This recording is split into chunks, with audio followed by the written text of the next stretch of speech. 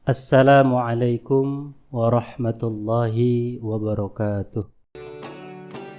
Alhamdulillahilladzi bini'matihi tatimmus shalihat wa bifadlihi tatanazzalul khairatu wal barakat wa bitaufiqihi tatahaqqaqul maqasidu wal ghayat. Ashhadu an la ilaha illallah wa ashhadu anna sayyidana wa nabiyyana Muhammadan abduhu wa rasuluh la nabiyya ba'dah. Allahumma salli wa sallim wa barik ala sayyidina Muhammad wa ala alihi wa ashabihi al-mujahidin at-tahirin, amma ba'du. Pemirsa yang dirahmati Allah, di bulan suci Ramadan ini merupakan suatu momen yang sangat luar biasa untuk kita kembali kepada Allah Subhanahu wa ta'ala. Jangan kita sia-siakan bulan Ramadan ini. Jangan sampai kesempatan Ramadan ini terlewatkan. Bukankah kita selalu meminta kepada Allah Subhanahu wa ta'ala, Allahumma barik lana fi Rajab wa Sya'ban wa ballighna Ramadan, agar minta disampaikan ke bulan Ramadan.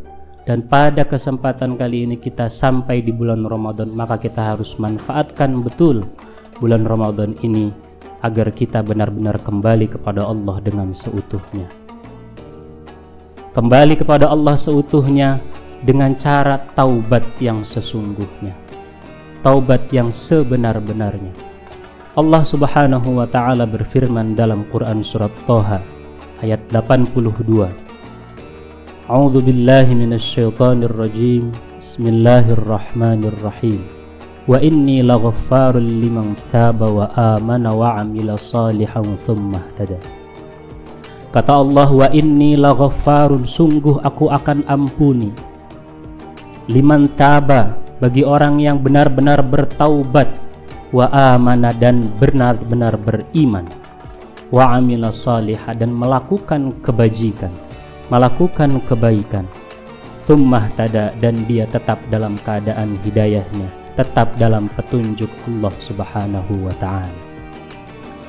Melalui ayat ini Allah tegaskan kepada kita bahwa orang yang benar-benar taubat kepadanya pasti akan Allah ampuni, apalagi di bulan suci Ramadan ini.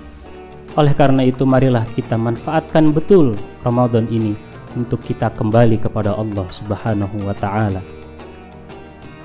Kita tinggalkan kebiasaan-kebiasaan buruk yang mungkin pada hari-hari yang lalu atau di bulan-bulan yang lalu kita sempat lakukan. Kita biasakan hal-hal yang baik. Kita kembali kepada Allah Subhanahu wa ta'ala dengan seutuhnya.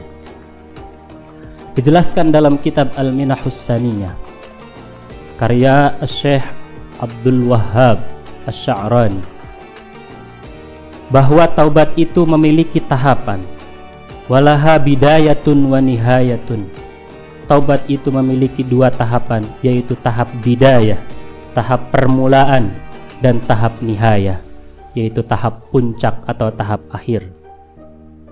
Fabidayatuhu at-taubatu minal kabair. Yang pertama adalah taubat. Kita bertaubat dari dosa-dosa besar. Barangkali dahulu kita pernah melakukan dosa-dosa besar. Misalnya kita pernah berlaku tidak sopan kepada orang tua, kita tidak berbakti kepada orang tua. Di tahun ini, di Ramadan ini, kita manfaatkan Ramadan ini, kita berbakti kepada orang tua. Kita menjadi anak yang benar-benar mampu birrul walidain. Kita tinggalkan kabair. Setelah itu kita tinggalkan shaghair, dosa-dosa kecil. Setelah itu kita tinggalkan al-makruhat, hal-hal yang tidak disenangi, hal-hal yang tidak disukai oleh agama. Setelah kita tinggalkan al-makruhat, kita tinggalkan hal-hal yang khilaful aula, hal-hal yang menyelisihi hal yang lebih utama, hal-hal yang tidak mendatangkan manfaat kita tinggalkan. Karena dalam hadis Nabi menjelaskan, min husni islamil mar'i tarkuhu ma la ya'nihi. Di antara ciri keislaman yang baik dari seseorang adalah dia meninggalkan hal yang tidak ada gunanya, hal-hal yang tidak ada faidahnya, hal-hal yang tidak ada manfaat bagi dirinya. Setelah kita tinggalkan hal-hal yang khilaful aula, kita tinggalkan merasa diri hamba yang paling menderita di dunia ini. Dan setelah itu kita tinggalkan pula rasa bahwa diri telah benar-benar bertaubat kepada Allah Subhanahu wa ta'ala, karena rasa ini nanti akan menganggap diri kita itu menjadi hamba yang sukses dalam taubat, padahal penerimaan taubat itu adalah hak prerogatif Allah Subhanahu wa ta'ala. Itu adalah tahap bidayah. Kemudian tahap nihayah, wa amma nihayatuhu, dan adapun tahap nihayahnya adalah at-taubatu kullama ghafala an syuhudi rabbih ta'ala. Taubat setiap kali lalai, setiap kali tidak ingat, setiap kali lupa akan bahwa Allah Subhanahu wa ta'ala menyaksikan setiap gerak langkah kita. Bahkan para sufi, mereka ketika lupa kepada Allah, lupa akan Allah, mereka menganggap dirinya telah berhadas dan telah melakukan dosa, telah bermaksiat. Mereka cepat-cepat ambil wudu. Bahkan di antara mereka ada yang mengatakan, wudu itu bagi kalian jika berhadas, sedangkan bagi kami wudu itu setiap kali kita lupa kepada Allah Subhanahu wa ta'ala, karena sejatinya lupa kepada Allah adalah dosa dan kita harus bertaubat darinya dengan cara berwudu dan bertaubat kepadanya untuk kembali mengingatnya. Jangan sampai ada satu detik pun yang kita lewatkan tidak mengingat Allah Subhanahu wa ta'ala, karena sejatinya apapun yang terjadi di muka bumi ini semua tidak terlepas dari kehendak Allah Subhanahu wa ta'ala. Pemirsa yang dirahmati Allah, lalu bagaimana agar taubat kita sukses, taubat kita sah? Di dalam kitab Kifayatul Atqiya, Syekh Bakri bin Muhammad Syata ad-Dimyati menjelaskan, wala tasihhu at-taubatu illa bi, yang pertama, taubat itu tidak sah kecuali dengan yang pertama adalah dengan an-nadamu, merasa menyesal, menyesali dosa-dosa, menyesali kesalahan-kesalahan yang pernah dilakukan di hari-hari yang lalu. Mungkin dahulu pernah melakukan dosa, sesali dosa itu sebagai bentuk upaya kita ingin taubat kepada Allah Subhanahu wa ta'ala. Setelah menyesali, kemudian yang kedua adalah al-azmu, kita bertekad, kita mantapkan hati untuk benar-benar meninggalkan dosa itu.